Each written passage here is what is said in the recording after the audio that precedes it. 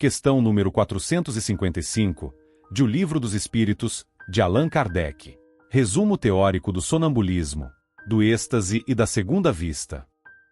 Os fenômenos do sonambulismo natural se produzem espontaneamente e independem de qualquer causa exterior conhecida. Mas, em certas pessoas dotadas de especial organização física, podem ser provocados artificialmente, pela ação do agente magnético. O estado que se designa pelo nome de sonambulismo magnético apenas difere do sonambulismo natural em que um é provocado, enquanto o outro é espontâneo. O sonambulismo natural constitui fato notório, que ninguém pensa em pôr em dúvida, não obstante o aspecto maravilhoso dos fenômenos a que dá lugar. Por que seria então mais extraordinário ou irracional o sonambulismo magnético? Apenas por produzir-se artificialmente, como tantas outras coisas? Os charlatães o exploram, dizem. Razão demais para que não lhe seja deixado nas mãos. Quando a ciência se houver apropriado dele, muito menos crédito terão os charlatães junto às massas populares. Enquanto isso não se verifica, como o sonambulismo natural ou artificial é um fato, e como contra fatos não há raciocínio possível, vai ele ganhando terreno, apesar da má vontade de alguns, no seio da própria ciência, onde penetra por uma imensidade de portinhas, em vez de entrar pela porta larga. Quando lá estiver totalmente, terão que lhe conceder direito de cidade. Para o espiritismo, o sonambulismo é mais do que um fenômeno fisiológico, é uma luz projetada sobre a psicologia. É aí que se pode estudar a alma, porque é onde esta se mostra descoberto. Ora, um dos fenômenos que a caracterizam é o da clarividência independente dos órgãos ordinários da vista. Fundam-se os que contestam esse fato em que o sonâmbulo nem sempre vê, e à vontade do experimentador, como com os olhos. Será de admirar que difiram os efeitos, quando diferentes são os meios? Será racional que se pretenda obter os mesmos efeitos, quando há e quando não há o instrumento? A alma tem suas propriedades, como os olhos têm as suas. Cumpre julgá-las em si mesmas e não por analogia. De uma causa única se originam a clarividência do sonâmbulo magnético e a do sonâmbulo natural. É um atributo da alma, uma faculdade inerente a todas as partes do ser incorpóreo que existe em nós, e cujos limites não são outros senão os da própria alma. O sonâmbulo vê em todos os lugares aonde sua alma possa transportar-se, qualquer que seja a distância. No caso de visão à distância, o sonâmbulo não vê as coisas de onde está o seu corpo, como por meio de um telescópio. Vê-as presentes, como se achasse no lugar onde elas existem, porque sua alma, em realidade, lá está. Por isso é que seu corpo fica como que aniquilado e privado de sensação, até que a alma volte a habitá-lo novamente. Essa separação parcial da alma e do corpo constitui um estado anormal, suscetível de duração mais ou menos longa, porém não indefinida. Daí a fadiga que o corpo experimenta após certo tempo, mormente quando a alma se entrega a um trabalho ativo. A vista da alma ou do espírito não é circunscrita e não tem sede determinada. Eis porque os sonâmbulos não lhe podem marcar órgão especial. Veem porque veem, sem saberem o motivo nem o modo, uma vez que, para eles, na condição de espíritos, a vista carece de foco próprio. Se se reportam ao corpo, esse foco lhes parece estar nos centros onde maior é a atividade vital, principalmente no cérebro, na região do epigastro, ou no órgão que é, para eles, o ponto de ligação mais forte entre o espírito e o corpo. O poder da lucidez sonambúlica não é ilimitado.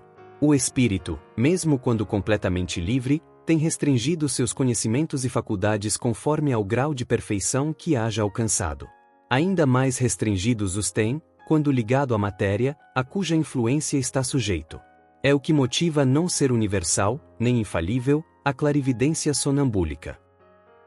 E tanto menos se pode contar com a sua infalibilidade, quanto mais desviada seja do fim visado pela natureza e transformada em objeto de curiosidade e de experimentação. No estado de desprendimento em que fica colocado, o espírito do sonâmbulo entra em comunicação mais fácil com os outros espíritos encarnados, ou não encarnados, comunicação que se estabelece pelo contato dos fluidos que compõem os perispíritos e servem de transmissão ao pensamento, como o fio elétrico. O sonâmbulo não precisa, portanto, que se lhe exprimam os pensamentos por meio da palavra articulada. Ele o sente e adivinha. É o que o torna eminentemente impressionável e sujeito às influências da atmosfera moral que o envolva.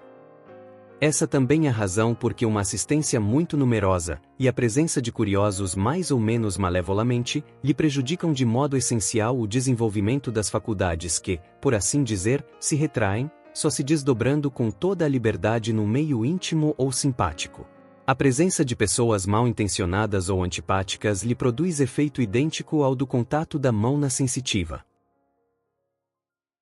O sonâmbulo vê ao mesmo tempo o seu próprio espírito e o seu corpo, os quais constituem, por assim dizer, dois seres que lhe representam a dupla existência corpórea e espiritual, existências que, entretanto, se confundem mediante os laços que as unem. Nem sempre o sonâmbulo se apercebe de tal situação, e essa dualidade faz que muitas vezes fale de si como se falasse de outra pessoa. É que ora é o ser corpóreo que fala ao ser espiritual, ora é este que fala àquele. Em cada uma de suas existências corporais o espírito adquire um acréscimo de conhecimentos e de experiência. Esquece-os parcialmente, quando encarnado em matéria por demais grosseira, porém dele se recorda como espírito. Assim é que certos sonâmbulos revelam conhecimentos acima do grau da instrução que possuem e mesmo superiores às suas aparentes capacidades intelectuais. Portanto, da inferioridade intelectual e científica do sonâmbulo, quando desperto, nada se pode inferir com relação aos conhecimentos que porventura revele no estado de lucidez. Conforme as circunstâncias e o fim que se tem em vista, ele os pode aurir da sua própria experiência, da sua clarividência relativa às coisas presentes, ou dos conselhos que receba de outros espíritos. Mas, podendo seu próprio espírito ser mais ou menos adiantado, possível lhe é dizer coisas mais ou menos certas. Pelos fenômenos do sonambulismo, quer natural, quer magnético, a providência nos dá a prova irrecusável da existência e da independência da alma, e nos faz assistir ao sublime espetáculo da sua emancipação. Abre-nos, dessa maneira, o livro do nosso destino. Quando o sonâmbulo descreve o que se passa à distância, é evidente que vê, mas não com os olhos do corpo. Vê-se a si mesmo e se sente transportado ao lugar onde vê o que descreve. Lá se acha, pois, alguma coisa dele, não podendo essa alguma coisa ser o seu corpo, necessariamente é sua alma, ou espírito. Enquanto o homem se perde nas sutilezas de uma metafísica abstrata e ininteligível, em busca das causas da nossa existência moral, Deus, cotidianamente nos põe sob os olhos e ao alcance da mão os mais simples e patentes meios de estudarmos a psicologia experimental. O êxtase é o estado em que a independência da alma, com relação ao corpo, se manifesta de modo mais sensível e se torna, de certa forma, palpável. No sonho e no sonambulismo, a alma vaga pelas regiões terrestres. No êxtase, penetra em um mundo desconhecido, o dos espíritos etéreos, com os quais entra em comunicação, sem, todavia, poder ultrapassar certos limites, porque, se os transpusesse, totalmente se partiriam os laços que aprendem ao corpo.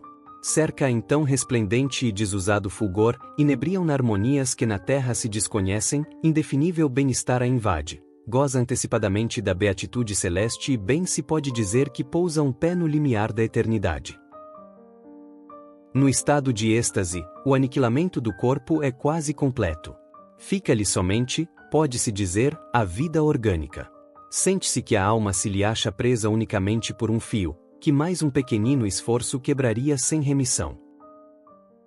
Nesse estado, desaparecem todos os pensamentos terrestres, cedendo lugar ao sentimento apurado que constitui a essência mesma do nosso ser imaterial. Inteiramente entregue a tão sublime contemplação, o estático encara a vida apenas como paragem momentânea. Considera os bens e os males, as alegrias grosseiras e as misérias deste mundo, quais incidentes fúteis de uma viagem, cujo termo tem a felicidade de avistar. Dá-se com os estáticos o que se dá com os sonâmbulos. Mais ou menos perfeita podem ter a lucidez e o espírito mais ou menos apto a conhecer e compreender as coisas, conforme seja mais ou menos elevado. Algumas vezes, porém, há neles mais exaltação do que verdadeira lucidez, ou, melhor, a exaltação lhes prejudica a lucidez. Daí o serem, frequentemente, suas revelações um misto de verdades e erros, de coisas grandiosas e coisas absurdas, até ridículas.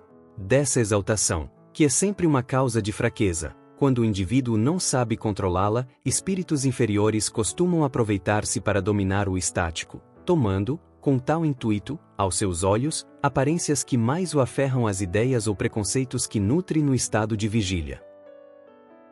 Há nisso um escolho, mas nem todos são assim. Cabe-nos tudo julgar friamente e pesar-lhes as revelações na balança da razão.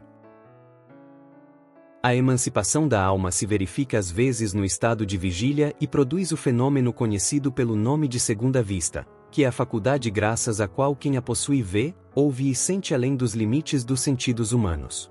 Percebe o que exista até onde estende a alma a sua ação. Vê, por assim dizer, através da vista ordinária, e como por uma espécie de miragem. No momento em que o fenômeno da segunda vista se produz, o estado físico do indivíduo se acha sensivelmente modificado. O olhar apresenta alguma coisa de vago. Ele olha sem ver. Toda a sua fisionomia reflete uma como exaltação. Nota-se que os órgãos visuais se conservam alheios ao fenômeno, pelo fato de a visão persistir, malgrado a oclusão dos olhos. Aos dotados desta faculdade ela se afigura tão natural, como a que todos temos de ver. Consideram-na um atributo de seus próprios seres, que em nada lhes parecem excepcionais. De ordinário, o esquecimento se segue a essa lucidez passageira, cuja lembrança, tornando-se cada vez mais vaga, acaba por desaparecer, como a de um sonho. O poder da segunda vista varia, indo desde a sensação confusa até a percepção clara e nítida das coisas presentes ou ausentes. Quando rudimentar, confere a certas pessoas o tato, a perspicácia, uma certa segurança nos atos, a que se pode dar o qualificativo de precisão de golpe de vista moral. Um pouco mais desenvolvida, desperta os pressentimentos.